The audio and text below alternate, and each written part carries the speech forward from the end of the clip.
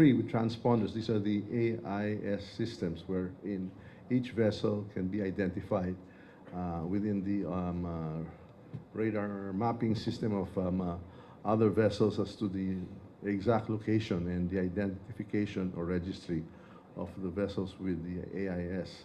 So we'd like that to be fully implemented and even properly enforced so that we can avoid these unfortunate incidents. We also wanted to make sure that our budgeting process will now allow for the better utilization and actually for the proper funding of the ongoing projects in the area, particularly at Pag-asa Island. We landed in a very nicely cemented runway that can actually still be extended to accommodate larger and even jet aircraft. There's sufficient areas for an extension of up to 500 meters and to widen the opposite area where we could have not only a naval, marina, docking area, but also that would serve as a sanctuary for vessels, not just naval, but civilian vessels or fishing vessels in the area during a storm, that can also serve as a storm shelter during inclement weather. So we looked at those, and the contractors who were actually involved on the ongoing project were on hand to make further suggestions and recommendations. And we believe that beyond that, there are a lot of potentials in the area. Firstly, the Calayan Island Group is very vast and territory. We feel that there are many possibilities there. Firstly, to provide the enforcement of our territorial integrity and national sovereignty in the area, but I think there are many things that we can do there. The beauty of the area is astounding. If you just go and visit there, you'll see how beautiful the place is. So there are many potentials. We're looking at the whole of government approach, not just funding the DND or the DOTR, but further to that, we believe that even funding, the local governments and the other possibilities, like even tourism. I will tell you, as we were flying over the Calayan Island Groups, it's as if we were flying over the Maldives. Napakaganda talaga ang lugar, and the potentialities even for tourism, I think, are there. So we would like to make sure that we explore all possibilities, for the Calayan Island Group and the other similar areas that are part of the Philippine territory.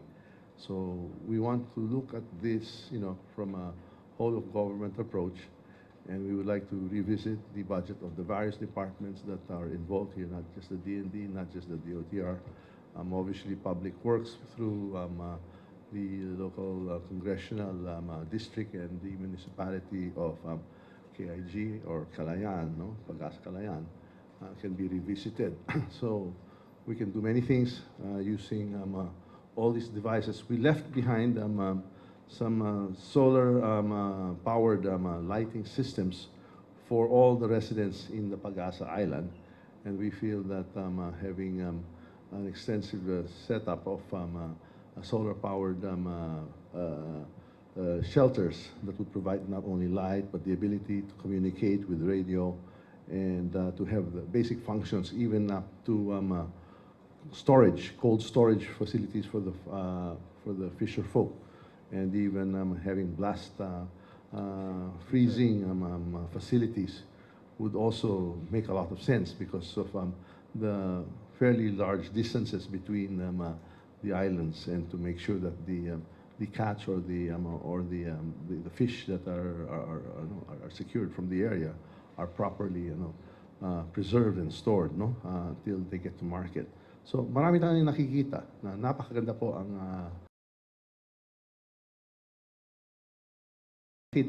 mga Chinese vessels na nandun. We had our nice, we felt very secure because we were accompanied by our chief of staff. So we had a nice large Philippine naval ship, casting a very large shadow in the horizon.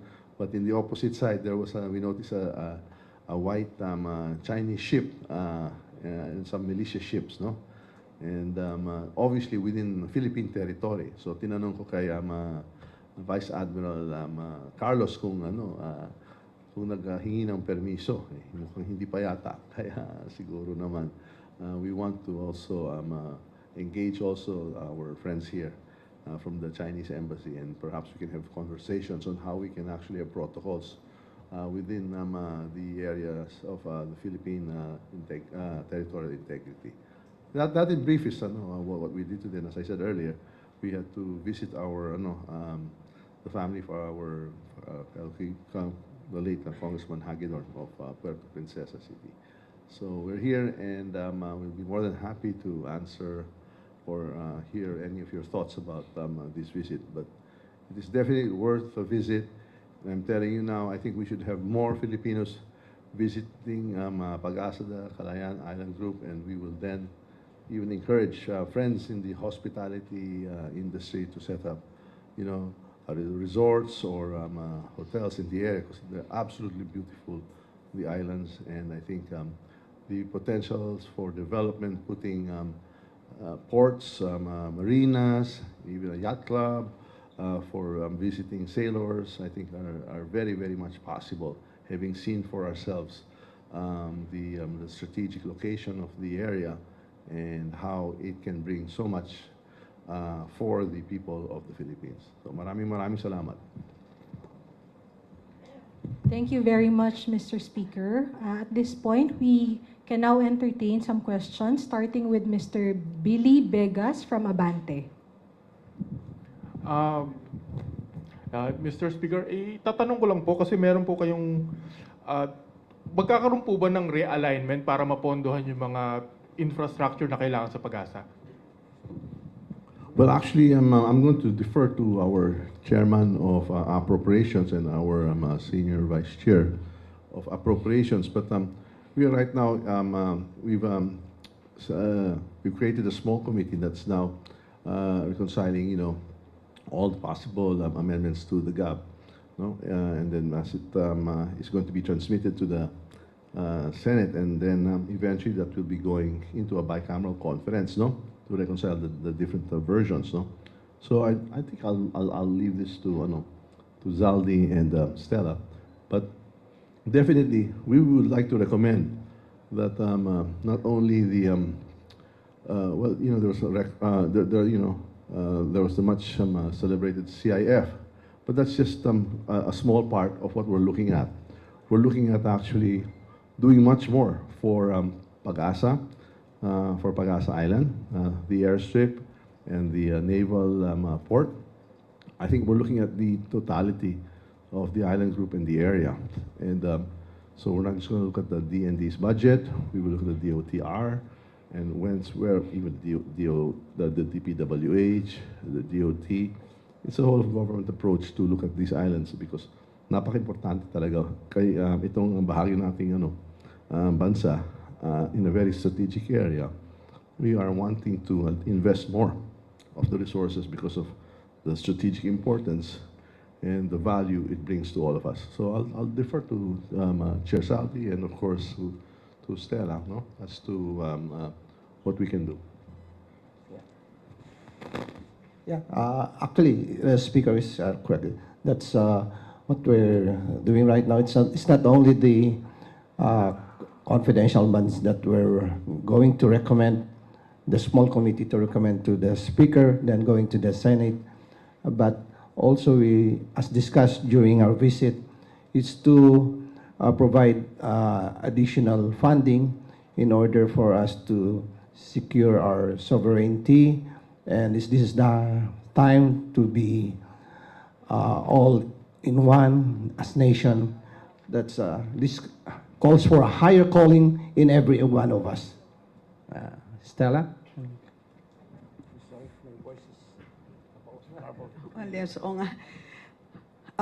Well, good evening po sa lahat. Well, just to add, of course, sa ngayon po, as you know, chinachap-chap po namin nga ang confidential and intelligence funds. More of yung confidential funds, but ang totality po niyan is only about 4.8 billion. And syempre po, hindi naman po masyadong malaki yan. So syempre, as we realign that, and kung kailangan pa ng dagdag na tulong para sa pag-asa, syempre kailangan pa natin ng additional sources. So yun lang po. And just to add, ang deadline po namin para sa aming mga sarili na matapos ang amendments ng small committee is October 10.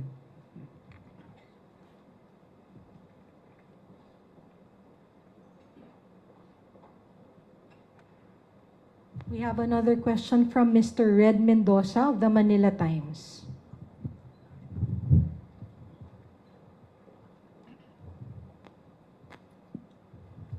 Good evening po, Mr. Speaker. Kong Kimbo, Kong Manix, Kong Zaldi, Kong Nonoy, Chief of Staff. Ask ko lang po kasi medyo mainit po ito ngayon kanina. May sinabi po si Vice President Sara Duterte sa kanyang speech kanina na about doon sa confidential funds. She basically defended the confidential funds and she said na, and I quote,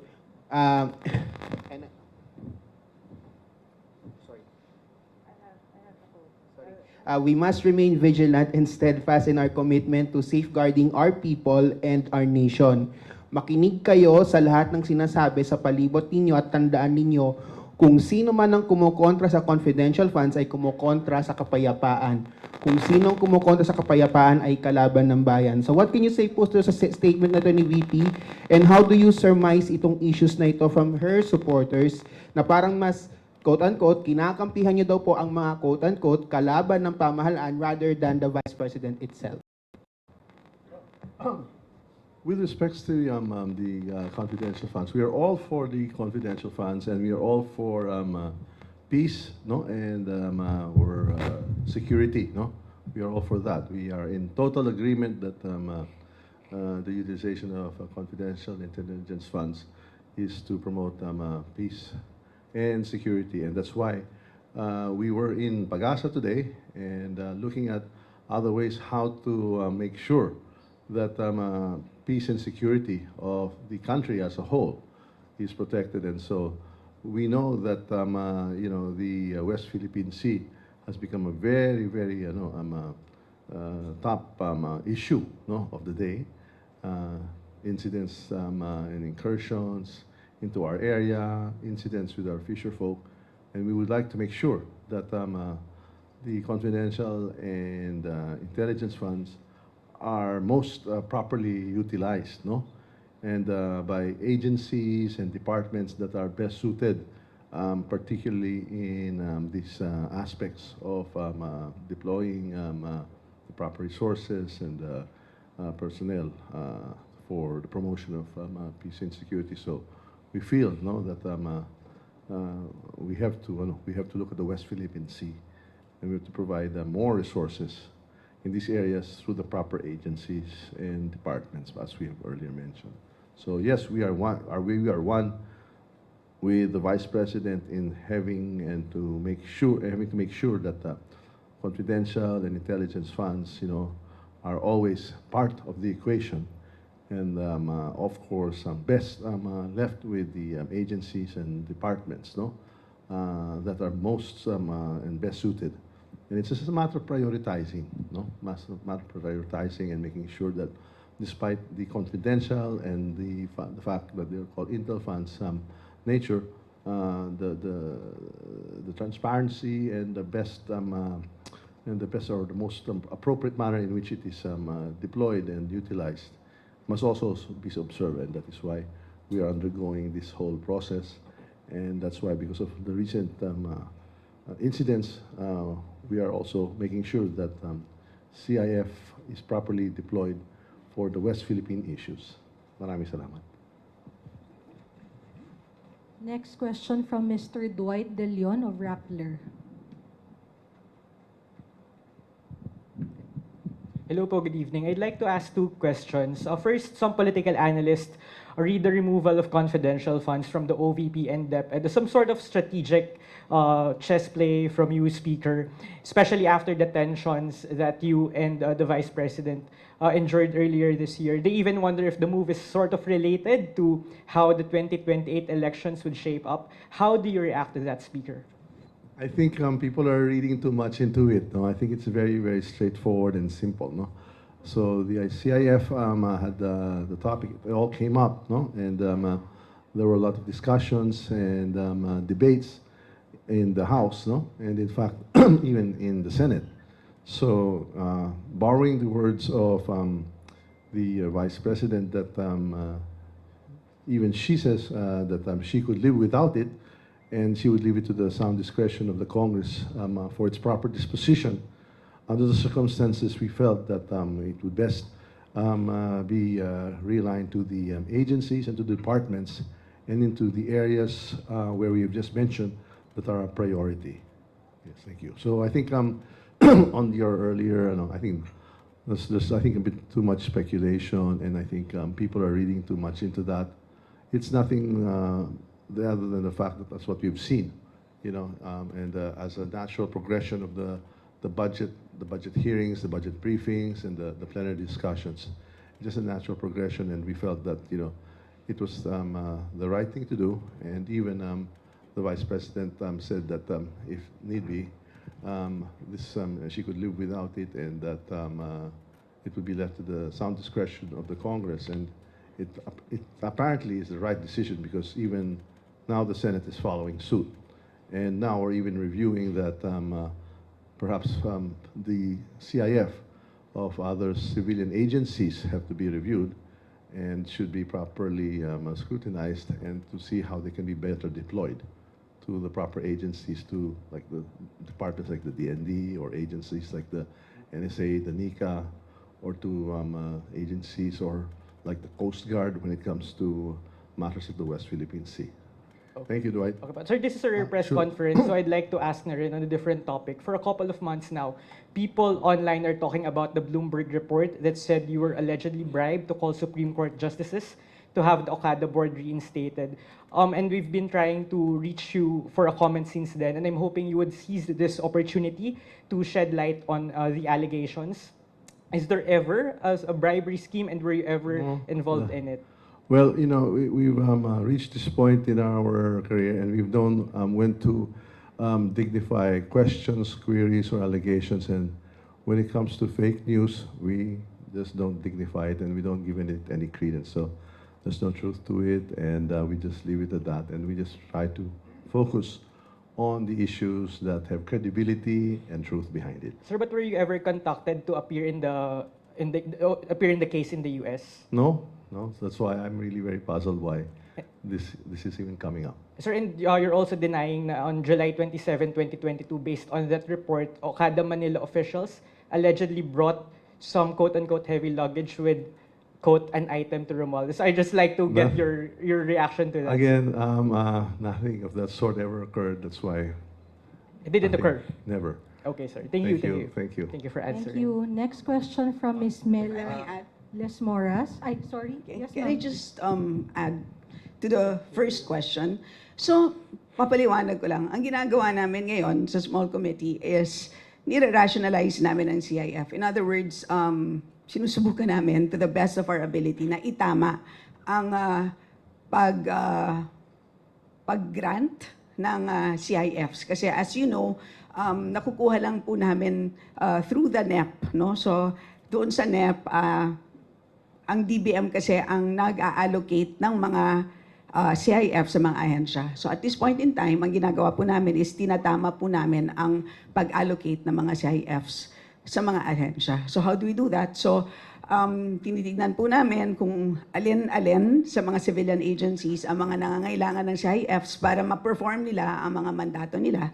And at the same time, tinatapyasan or tatanggalan ang mga ahensya na sa tingin namin ay hindi naman talaga nila kailangan ng CIFs sa pag-perform ng mga mandato nila. And at the same time, idadagdag naman namin yung mga naitapyas doon sa mga ahensya na sa tingin namin ay kulang naman para sa pag-perform ng mga very important mandates tulad ng pagprotekta ng West Philippine Sea. So yun ngayon ang sitwasyon ngayon sa small committee. So katulad na sinasabi ni Speaker, in other words, hindi po tayo namimili.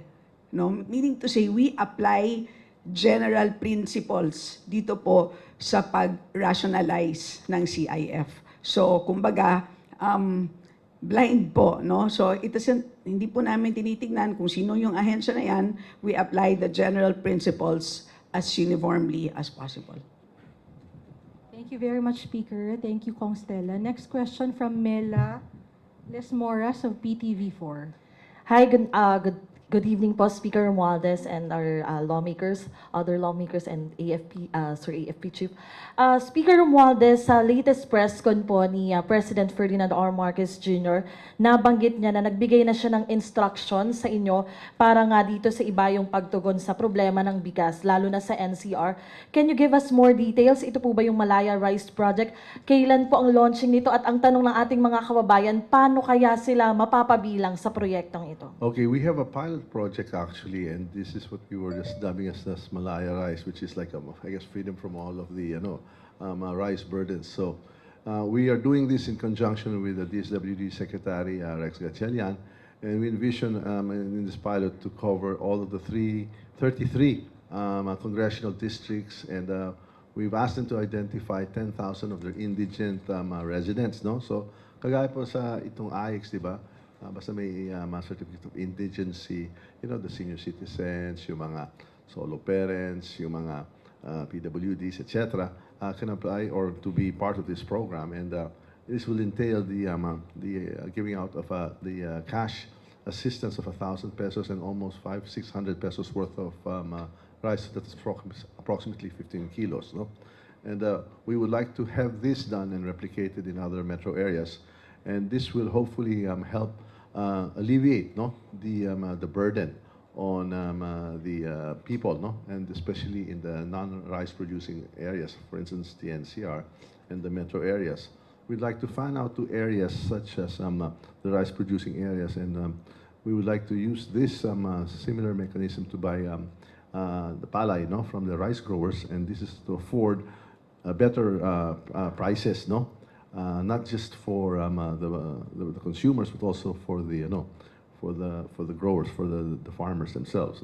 So we will start this program this October within I think within the next 2 weeks. Within the next let's say within 2 weeks this will be commencing, and we'll be almost doing it simultaneously, and this will just be the first round.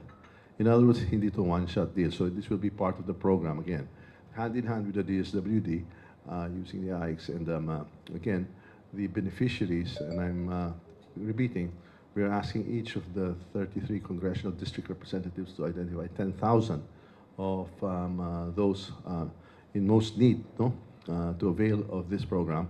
So it's a matter of just pre-registering, and when the cash and the from the DSW and the rice stocks are available, and we anticipate that this will be done within the next 2 weeks, and this will take for the whole process to do this for the whole NCR will be less than a month, and this will be just the first round. And if once it is successful, and I'm confident that it will be, because we'll be doing this with the 33 congressmen in the DSWD, and it's not dissimilar from the payouts of the AIX or the TUPAD or the MIPS, we'll be able to replicate this, and do further successive rounds of this.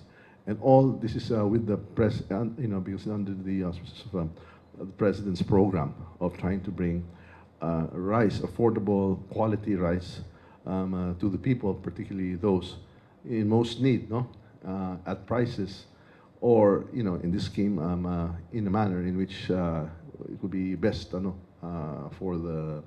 those, the indigents, because of the high, seemingly high level of prices. I think this will be good because, as you know, the President has already taken out the caps or the ceilings, on the prices. So there might be a tendency for it to come up again.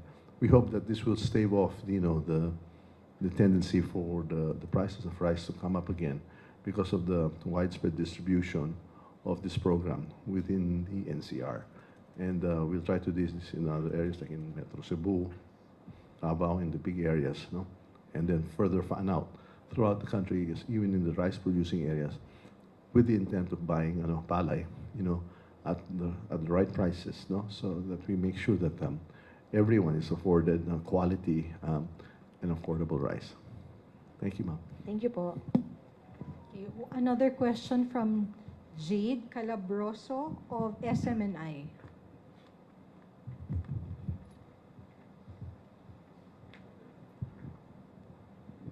Good evening, Mr. Speaker, and to all the lawmakers and AFP Chief Staff. Sir, kanina, follow-up question lang po doon sa confidential funds on OVP and also the Department of Education. In line with the latest statement of the Vice President, ibig ho bang sabihin, do you still consider na bigyan pa rin ng confidential funds ang OVP or the DepEd, considering the security of the children and the young people based on the statement na rin ng ating Vice Presidente, or totally mawawala talaga? Are you still, considering that? Right now, no, the collective decision of the House, no, and we had a caucus, so to speak, or we had a conference with the party leaders that, for the time being, the CIF will be realigned and put to other departments or agencies that will be best suited to conduct the security aspects, no, of the secretary or the VP's concern, and we'll be more than happy to work with the OVP's office, no, and the DepEd's, the secretary's office, on other requirements that they may have when it comes to these matters and other related needs of the respective department and the office of the OVP. So we're very open if they have other requests or other suggestions on how we move forward. As you know, where the budget process is still very, very much alive, and the small committee is meeting. We're very, very open to suggestions. But we feel that based on the earlier debates and hearings and all the questions that have brought about, we wanted to be very sensitive and to look at other ways on how to deploy these budget resources, no? And that's how we're moving forward. But we are always open and welcoming the OVP and the Secretary to give us suggestions, recommendations on whatever requirements, no, for whatever needs that the department or her office needs. Thank you, sir. Thank you. Okay, we can entertain one more question before we conclude our press briefing for tonight.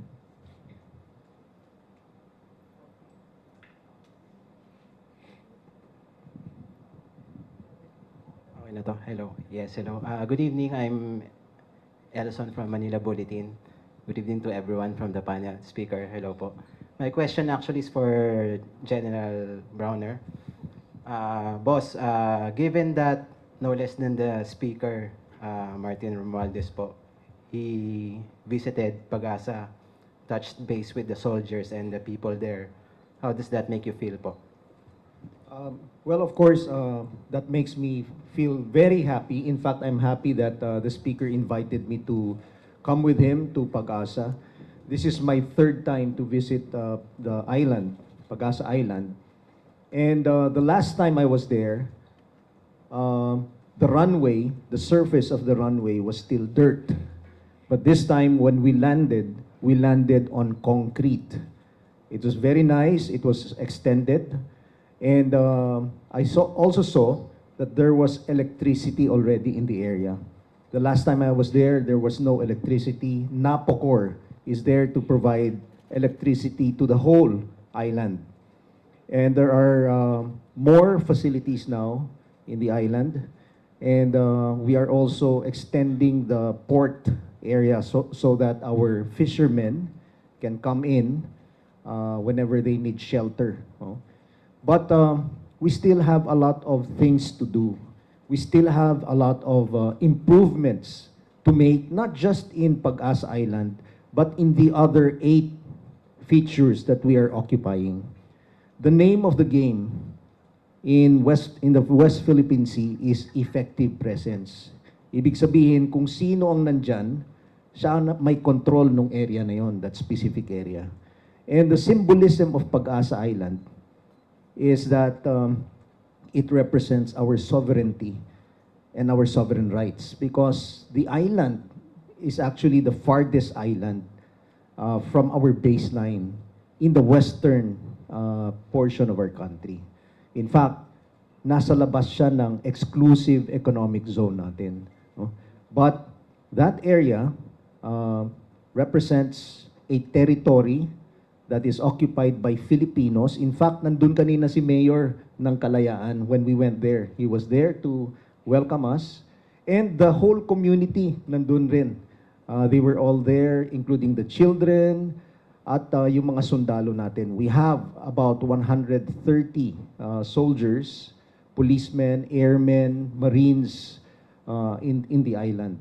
So that is why it is very important that kami po sa Armed Forces of the Philippines, we are requesting for more funds actually from Congress because we have to develop our islands. Now, make it habitable for our soldiers and the community. Hindi lamang mga sundalo ang titira dun sa mga islands na yon, but Filipinos. No?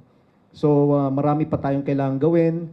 For example, mga ports, mga causeways, mga buildings, desalination machines, power sources, and so on. So, kaya po, yun yung request naman ng Armed Forces at ng DND na mapalaki yung pondo namin so that we could improve our facilities in the West Philippine Sea.